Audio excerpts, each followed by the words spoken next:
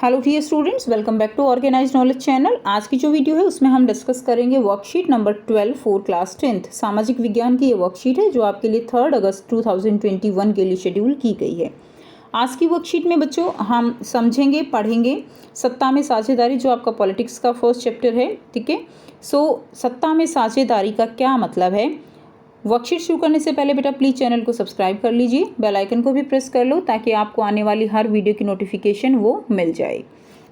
सत्ता का मतलब क्या है? सत्ता का मतलब है पावर।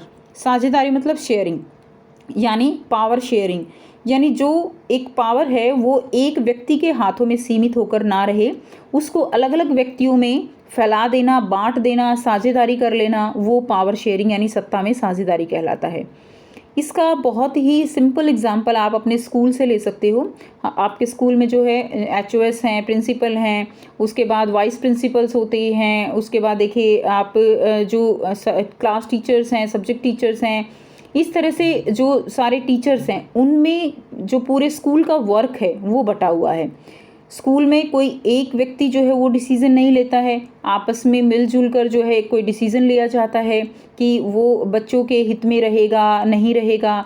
तो एक व्यक्ति के हाथ में, अगर हम कहें कि केवल प्रिंसिपल के हाथ में सारे डिसीजंस जो हैं वो नहीं हम कह सकते कि वही पूरा स्कूल चलाते हैं। सभी टीचर्स की एक क्या होती है, पावर शेयरिंग होती है, साझेदारी होती है।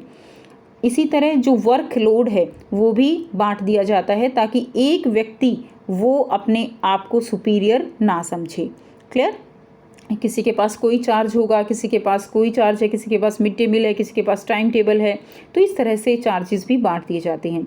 सेम यहीं पे अगर आप इंडिया का एग्जाम्पल लें तो जैसे सेंट्रल गवर्नमेंट है, गवर्नमेंट में मिनिस्टर्स बनाए जाते हैं, मंत्री हैं, उन सबको कोई हेल्थ मिनिस्टर है, कोई एजुकेशन मिनिस्टर है, ऐसे पूरी पावर जो है वो दे दी जाती है ताकि कोई एक व्यक्ति जो है वो यहाँ पर सुपीरियर ना रहे और जो लोकतंत्र है उसका सही मायने में यूज़ किया जा सके।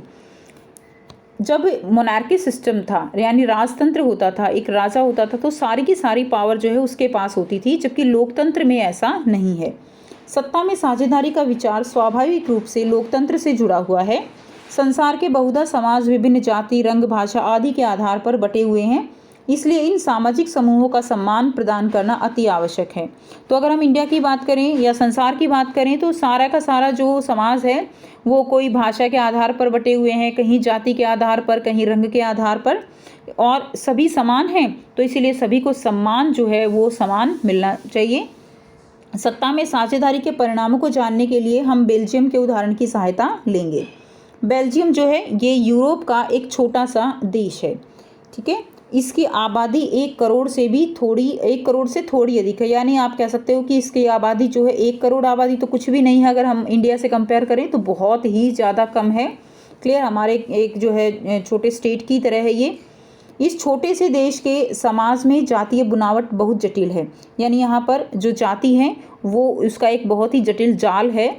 यहाँ की 59% आबादी वो फ्लेमिश क्षेत्र में रहती है और डच भाषा बोलती है। क्लियर? यानी यहाँ की 59% आबादी फ्लेमिश जो एक एरिया है उसमें रहती है और कौन सी भाषा बोलती है? डच भाषा। तो आप यहाँ से इस ग्राफ से साथ साथ समझ सकते हो कि 59% जो आबादी है वो क्या बोलती है? डच भाषा बोलती है। लगभग 40% आबादी वेलोनिया क्षेत्र में रहती है और फ्रेंच भाषा बोलती है। तो 40% वेलोनिया में है और फ्रेंच स्पीकर्स हैं, बाकी 1% जो है वो क्या है? जर्मन स्पीकर्स हैं। अगर हम राजधानी ब्रुसेल्स की बात करें तो उसमें 80% आबादी जो है वो फ्रेंच भाषी हैं। अब देखिए यहाँ पे अगर हम बात करें कि बहुमत में कौन है, तो बहुमत में 59% डच स्पीकर्स हैं। क्लियर? उनकी जो पॉपुलेशन है वो ज़्यादा है तो वो मेजॉरिटी में है, और माइनॉरिटी में यहाँ पर है 40% बोलने वाले फ्रेंच स्पीकर। लेकिन ब्रुसेल्स की अगर हम बात करें जो कि राजधानी है, वहाँ पर इसका थोड़ा उल्टा है। वहाँ पर फ्रेंच जो स्पीकर हैं, क्लियर, फ्रेंच स्पीकर वो 80% हैं और जो डच स्पीकर हैं वो कितने हैं? वो लगभग 20% हैं। ठीक है, यानी टोटल का उल्टा हो गया यहाँ पे।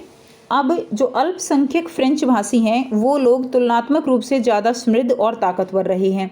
अब यहाँ पे भी उल्टा हो गया है। देखिए जो मेजॉरिटी में है लोग वही ज़्यादा समृद्ध और ताकतवर होने चाहिए, लेकिन ऐसा नहीं है। यहाँ पर जो अल्पसंख्यक लोग हैं यानी फ्रेंच स्पीकर हैं वो अल्पसंख्यक हैं, तो वो ज़्यादा समृद्ध हैं तुलनात्मक रूप से डच के। अब बहुत बाद में जाकर आर्थिक विकास और शिक्षा का लाभ पाने वाले डच भाषी लोगों को इस स्थिति से नाराज़गी थी। ठीक है, तो बाद में उनको जब जो है आप कह सकते हो डेवलपमेंट हुई है, तब उनको लगा है कि हम जो मेजॉरिटी में हैं तो हमारा विकास, हमारी जो आप कह सकते हो पावर ज़्यादा होनी चाहिए थी, जबकि फ्रेंच जो है उनके पास पावर भी ज़्यादा है, वो उनकी डेवलपमेंट भी ज़्यादा है। इसके चलते 1950 से 1960 के दशक में फ्रेंच और डच बोलने वाले समूहों के बीच तनाव बढ़ने लगा। तो इस आप कह सकते हो इस दशक में जो बेल्जियम है उसमें तनाव इतना ज़्यादा बढ़ गया कि यहाँ पर टकराव की पूरी स्थिति पैदा हो गई और बेल्जियम के बंटने के पूरे जो है चांसेस हो गए थे। डच भाषी लोग देश में बहुमत में थे, परंतु राजधानी ब्रुसेल्स में अल्पमत में थे। वैसे तो डच भाषी कैसे थे, बहुमत में थे 59%, लेकिन ब्रुसेल्स की अगर हम स्पेशली बात करें तो ये जो है क्या थे, जो है कम थे। इसीलिए क्या हुआ कि पूरे ब्रुसेल्स में अलग से बंटवारा जो है होने की चांसेस थे और पूरे देश के अलग से बंटवारा होने के चांसेस थे। कुछ इस तरह की सिचुएशन बेल्जियम में बन चुकी थी। अब यहाँ पर अब आप समझ चुके हो ये क्या है, ये बेल्जियम का जो है यहाँ पे मैप दिखा रखा है, या नीदरलैंड, जर्मनी, ठीक है, फ्रांस है, तो ये इसके नेबरिंग कंट्रीज़ हैं। अब यहाँ पे 1970 से लेकर 1993 के बीच बेल्जियम ने अपने संविधान में 4 संशोधन सिर्फ इसलिए किए ताकि देश में किसी को बेगानेपन का एहसास न हो और सभी मिलजुल कर रहें। तो 1970 और 1993 के बीच कितने संशोधन हुए? 4 संशोधन, 4 अमेंडमेंट हुए। क्लियर? संशोधन का मतलब क्या होता है, जब भी हम संविधान जो हमारा लिखा हुआ होता है कॉन्स्टिट्यूशन, उसमें कोई चेंज करते हैं तो उसको हम संशोधन बोलते हैं, अमेंडमेंट बोलते हैं।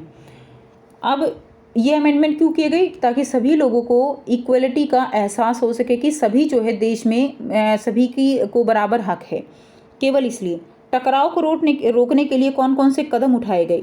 सबसे पहला कदम था केंद्र सरकार में डच व फ्रेंच भाषी मंत्रियों की समान संख्या, यानी जो सेंट्रल गवर्नमेंट है उनकी, जैसे यहाँ पे अपनी सेंट्रल गवर्नमेंट है, वहाँ पे डच और फ्रेंच दोनों को इक्वल जो है दे दिया गया। बेशक वो मेजॉरिटी में थे या वो माइनॉरिटी में थे, लेकिन दोनों को इक्वल राइट दिए गए, इक्वल जो है उनकी संख्या रखी गई मंत्रियों की। सेकंड जो अमेंडमेंट किया गया, केंद्र सरकार की अनेक शक्तियाँ देश के 2 इलाकों की क्षेत्रीय सरकारों को सौंप दी गई। तो इस तरह से वहाँ पे स्टेट, एक तरह से जैसे हमारे यहाँ पे स्टेट गवर्नमेंट है तो वहाँ पे भी क्या कर दिया गया, स्टेट गवर्नमेंट बना दी गई। क्लियर? तो और बहुत सारी शक्तियाँ जो है वो वहीं स्टेट गवर्नमेंट को दे दी गई ताकि वो लोग जो है पूरी तरह से जो वहाँ की पब्लिक है उसको देखते हुए सही डिसीजन ले सकें। तीसरा, ब्रुसेल्स में अलग सरकार है, इसमें दोनों समुदायों को समान प्रतिनिधित्व दिया गया। तो ब्रुसेल्स में क्या देखा था हमने, जो बाकी जो परसेंटेज थी उसका उल्टा हो गया।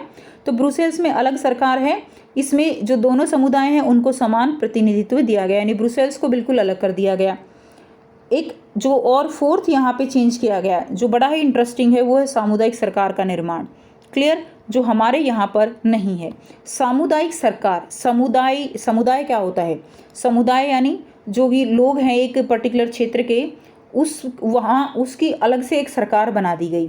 ठीक है, इसका चुनाव संबंधित भाषा के लोगों के द्वारा होता था, यानी जो लोग जिस भाषा के थे वो अपनी एक सरकार बनाते और उन लोगों का दायित्व क्या था? उन लोगों का दायित्व था कि वहाँ की जो भी संस्कृति है, वहाँ की शिक्षा है, वहाँ की भाषा संबंधी जो भी शक्तियाँ हैं उनको कैसे आगे फैलाया जाए, उनको कैसे जो है उनका प्रचार किया जाए, प्रसार किया जाए, वो सारी पावर इस सामुदायिक सरकार को दे दी गई।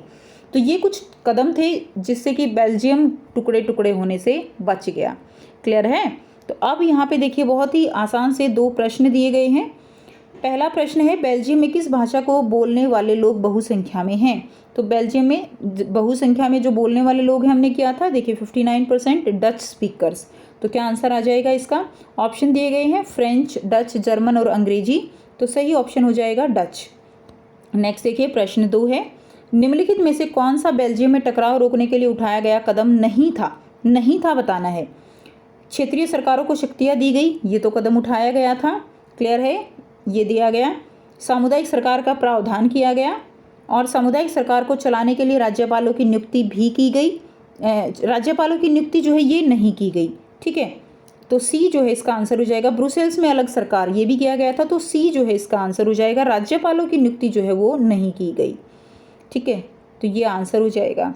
तो ये थी आपकी आज की बेटा एसएसटी की worksheet. I hope students worksheet clear है। कोई भी डाउट है पूछ सकते हो। वीडियो अच्छी लगी तो लाइक भी कर दीजिए, शेयर कर दीजिए और चैनल को सब्सक्राइब कर लीजिए।